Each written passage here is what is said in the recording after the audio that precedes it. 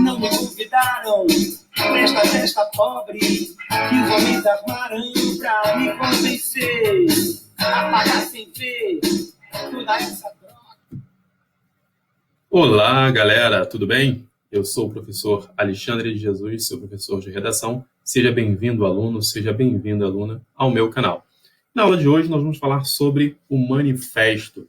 E aí, talvez você já esteja se questionando qual o motivo que a gente inicia essa aula com a música de Cazuza, chamada Brasil.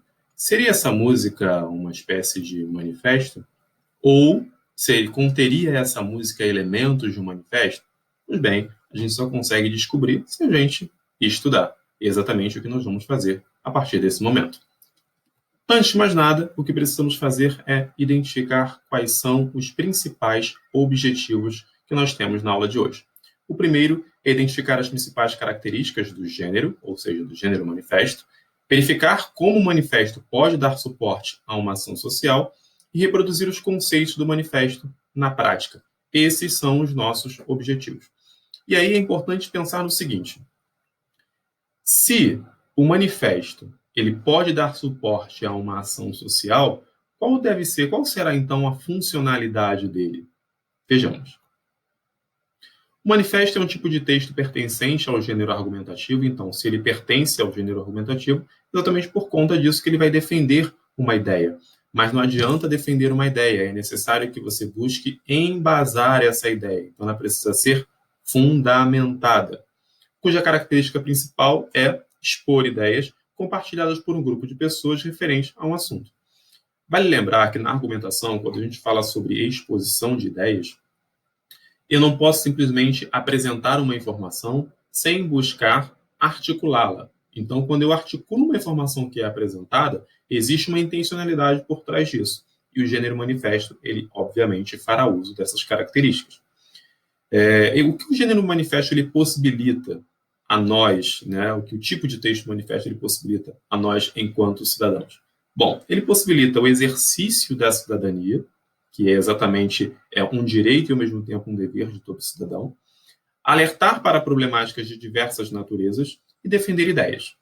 Então, significa dizer que eu só redijo, eu só produzo um manifesto quando há um desequilíbrio, quando há uma falha, quando algum setor social, quando alguma área específica não mantém ali a sua estabilidade. Tá? Então, se há algo instável, eu preciso me manifestar. Eu faço uso, então, de um manifesto para defender ali as minhas ideias, para defender ali a minha teoria. As principais características que nós temos: ele é um texto extremamente persuasivo, apresenta uma visão coletiva, então, por mais que seja 1, 2, 3 indivíduos ali à frente ou assinando esse manifesto, ele traz consigo a representação da coletividade. E ele pode acontecer em diversas vertentes sociais, políticas, culturais, religiosas. Se nós observarmos, por exemplo, aqui no Rio de Janeiro, nos anos passado e retrasado, nós tivemos um número considerável de ataques a templos religiosos. E aí, as entidades religiosas se uniram e lançaram ali um manifesto em defesa da liberdade de expressão religiosa, tendo em vista que essa liberdade estava sendo atacada. Então, por meio de um manifesto, busca-se ali, né, exercer a sua cidadania e o seu direito à liberdade de professar a sua fé. Percebam aí que eu coloquei a obra, né, o Abapuru, inclusive uma das obras mais valiosas do Brasil, e ela faz menção, inclusive, a um manifesto esse que foi feito lá na Semana de 22, Semanas de Arte Moderna, que buscava romper com os padrões estéticos da época. Tá? Por isso aí, olha, eu disse a você que ele pode também aparecer na vertente cultural. O exemplo disso que nós temos aí, um dos exemplos, né, é a Semana de Arte Moderna. Afinal, o que é o manifesto? O manifesto é uma declaração trazida a público para fins diversos. Ele tem diversas funcionalidades, ou melhor, diversas finalidades. Como se estrutura a linguagem de um manifesto? Primeiro, você vai perceber que existe lá sempre um título, tá? Esse título, que faz parte da estrutura, faz uso de uma linguagem baseada na norma padrão da língua portuguesa. Justificativas e críticas ao tema, isso aparece logo no início, tá? Exatamente igual ao texto dissertativo argumentativo. Por que ele aparece no início? Porque o seu leitor ele precisa saber de início do que se trata aquele manifesto, do que se trata aquele documento, que será abordado ali dentro. Abaixo vem as assinaturas para identificar quais são os indivíduos, né, que pleiteiam ou que defendem essas ideias. Lembrando, como eu disse anteriormente, você pode trazer apenas o nome de um ou alguns indivíduos, mas a representatividade ela é sempre coletiva, nunca individual. Se possível, insere-se também o local e a data, e, como eu disse anteriormente, vamos trabalhar aqui com a norma padrão da língua portuguesa. Vamos então analisar aí um primeiro exemplo de manifesto. Apresento a vocês aí o manifesto do Banco Inter. É uma espécie de manifesto, não deixa de ser.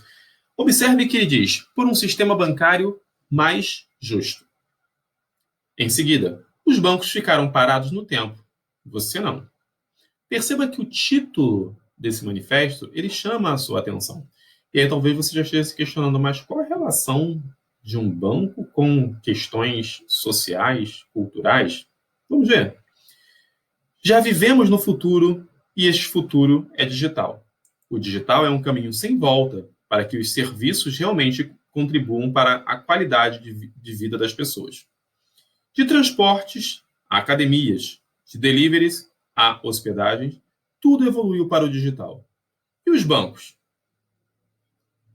Todo mundo precisa de uma conta bancária, mas em 5 séculos, a lógica analógica dos bancos tradicionais pouco mudou. Computadores, caixas eletrônicos e até aplicativos móveis ou mobile vieram como promessas de facilidade. Mas as filas que roubam seu tempo, os asteriscos que ocultam o que você tem que saber e o pior, as tarifas altíssimas que tiram a oportunidade de investir bem o seu dinheiro nunca mudaram. Então ele faz um manifesto em relação à nova modalidade bancária. E aí, obviamente, ele também vende ali os seus serviços, ou a sua ideia. Para mudar essa história, só uma revolução. Toda revolução faz parte de uma palavra, impossível. Um dia sonhamos com um banco diferente, digital como os novos tempos exigem, mas também mais justo e humano. Porque tecnologia e dinheiro não podem ser mais importantes que as pessoas. E fizemos acontecer. O Banco Inter é o primeiro banco múltiplo 100% digital do Brasil e é o único a oferecer uma conta corrente totalmente gratuita. Assim, começa a nossa revolução. Então você percebe que à frente ele apresenta um problema na visão dele, tá? E que tem relação com toda a sociedade. Você vê que ele busca levar isso para a sociedade, a questão das tarifas bancárias, né? A questão da relação entre cliente e banco. E aí, logo em seguida, ele apresenta-se como uma solução para esse problema. Um banco sem agências, sem filas e sem tarifas. Isso é revolução, a revolução que ele apresentava lá atrás. Nunca te contaram, mas você tem que ir a uma agência física, lidar com a burocracia e pagar caro só para usar os serviços do seu banco. Os juros não precisam ser exorbitantes. A relação não pode ser abusiva. Revolução bancária é como o Banco Inter está transformando o mercado obsoleto e o dia a dia de milhões de pessoas, colocando um banco inteiro nas suas mãos e entregando total autonomia sobre o seu tempo e o seu dinheiro, dando aí a ideia da liberdade. Então perceba que por meio desse manifesto, o banco ele não só traz uma reflexão ao brasileiro sobre as questões econômicas, sobre as questões financeiras, sobre a questão da independência, sobre a questão da autonomia, mas também sobre a questão da relação entre cliente e banco. Completo, digital, gratuito, a nossa verdade não vai mudar. A isenção de tarifas sempre foi e sempre será uma das bandeiras mais importantes da nossa revolução. Mas o nosso propósito vai muito além. Queremos que você tenha a praticidade de um banco digital e parceiro para tudo o que precisar, com atendimento multicanal, pronto para te ajudar a qualquer hora e em qualquer lugar. Para isso, evoluímos o conceito de banco e nos tornamos uma completa plataforma digital de serviços financeiros que está quebrando paradigmas em todas as categorias de produtos. Então, aí você percebe que ele afasta de si o título de banco, porque na concepção dele o banco é algo do passado, e transforma-se em plataforma digital de serviços financeiros. Essa evolução veio para ficar. Grandes conquistas consolidam o nosso propósito revolucionário e nos impulsionam a alcançar marcas ainda maiores. Com o sucesso da nossa abertura de capital, e aí ele dá continuidade, o Banco Inter se tornou o primeiro banco digital do mundo a ter ações listadas na Bolsa de Valores. Ele dá continuidade agora, trazendo ali o foco, né, para os seus elementos positivos. É um manifesto por meio do banco, trazendo ali ideias, né, e uma revolução dentro da área tecnológica e também digital, e também bancária. Vamos analisar agora um segundo exemplo. Nós tivemos um foco, primeiramente, na questão econômica, agora vamos ter um foco sobre a questão democrática. Temos aí, então, um manifesto em defesa da democracia. Esse é o título do manifesto, construído aí pela CNBB e a OAB, né, que é o Conselho Federal dos Advogados do Brasil, a Ordem, né, dos Advogados do Brasil, Conselho Federal.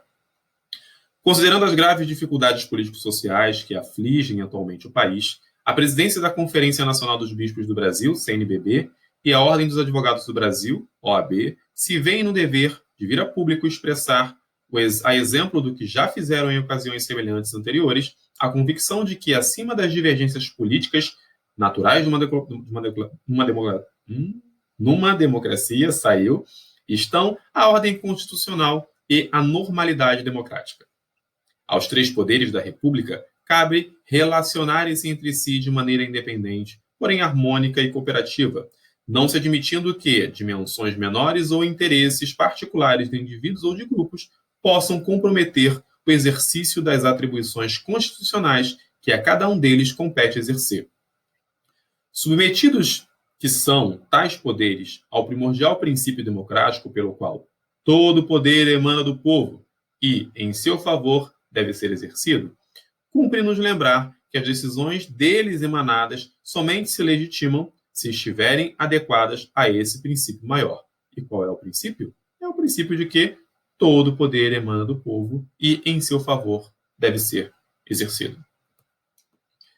A inquestionável crise por que passam, no Brasil, as instituições da democracia representativa, especialmente o processo eleitoral, decorrente de persistentes vícios e distorções, tem produzido efeitos gravemente danosos ao próprio sistema representativo, à legitimidade dos pleitos e à credibilidade dos mandatários eleitos para exercer a soberania popular.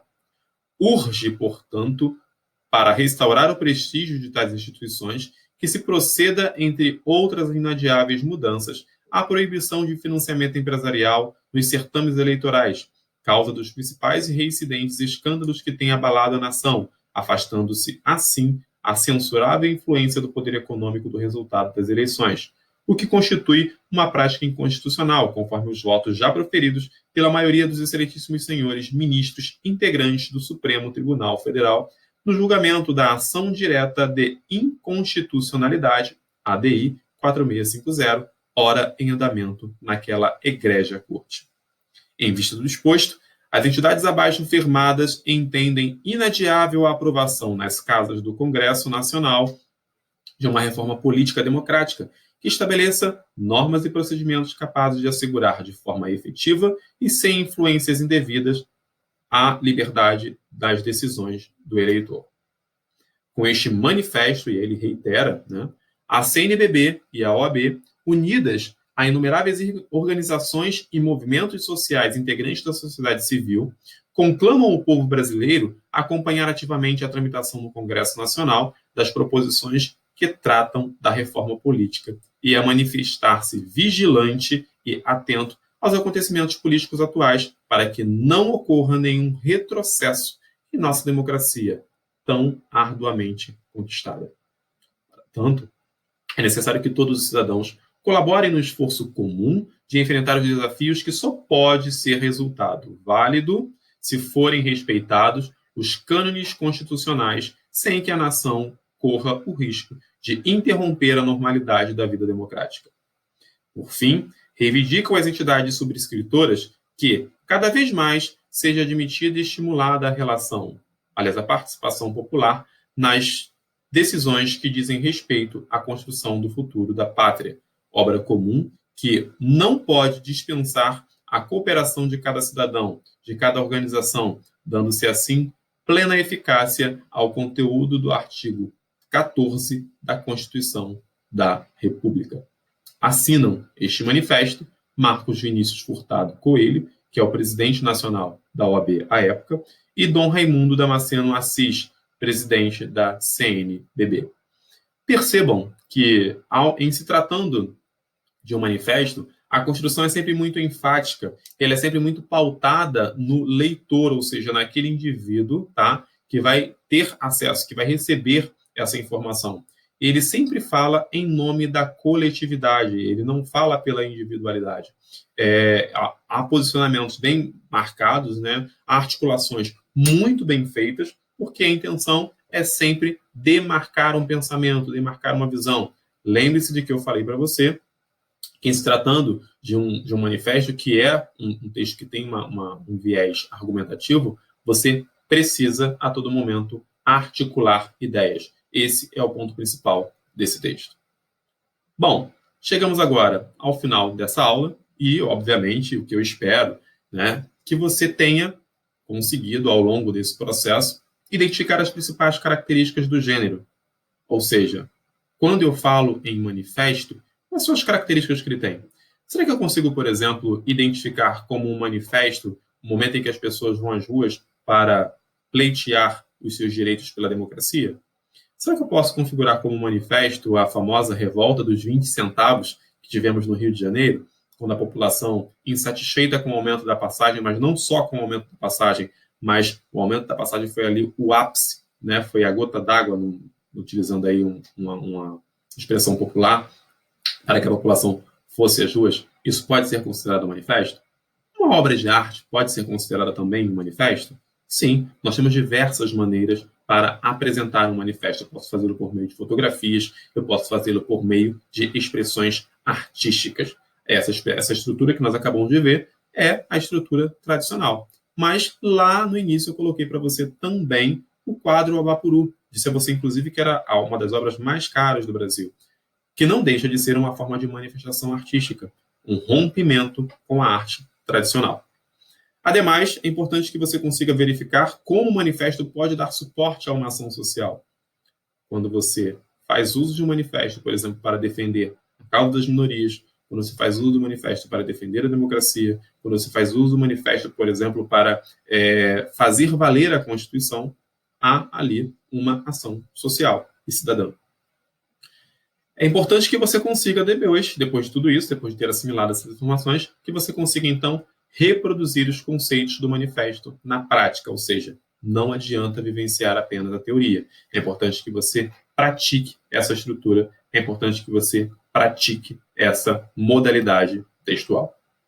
Bom, assim, chegamos aí ao final de mais uma aula e eu espero que você tenha realmente conseguido assimilar essas informações.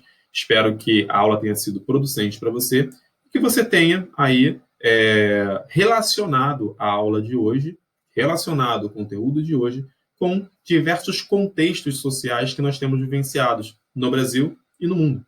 Por quê? Possivelmente esses contextos serão, sim, contextos que trazem ali a ideia de um manifesto. E para encerrar a nossa aula, eu quero deixar para você uma música chamada O Bêbado e o Equilibrista. Quero que você reflita nessa música na voz de Elis Regina, música popularmente conhecida como a Canção da Anistia. Reflita na letra dessa música, observe as expressões que são colocadas, observe também a maneira como ela é cantada, observe também as palavras que foram selecionadas. Seria essa música uma espécie de manifesto? Bom, apenas ouvindo, escutando, para que nós possamos chegar, então, a uma conclusão. Vem comigo.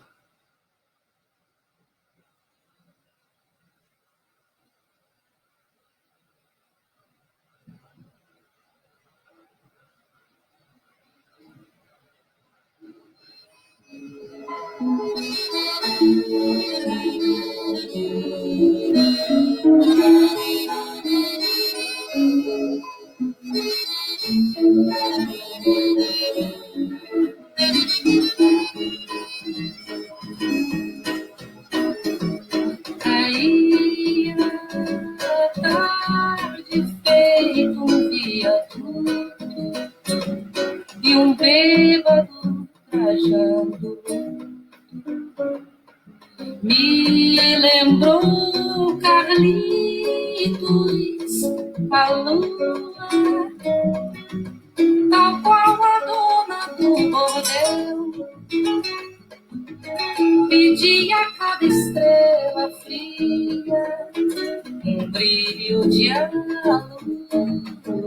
céu e nuvens lá no mataborrão do céu chupavam manchas torturadas que sufocam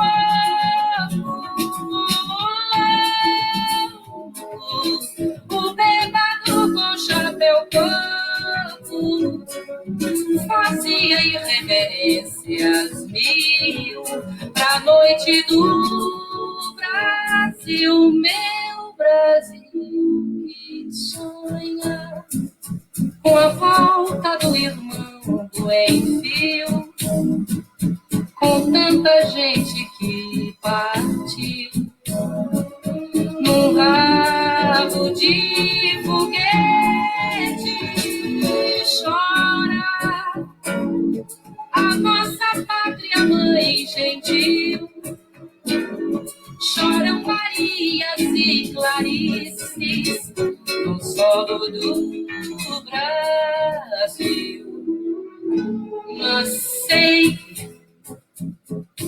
que uma dor assim pungente não há de ser inutilmente a esperança densa na corda bamba de sombrinha, e em cada passo dessa linha pode-se machucar.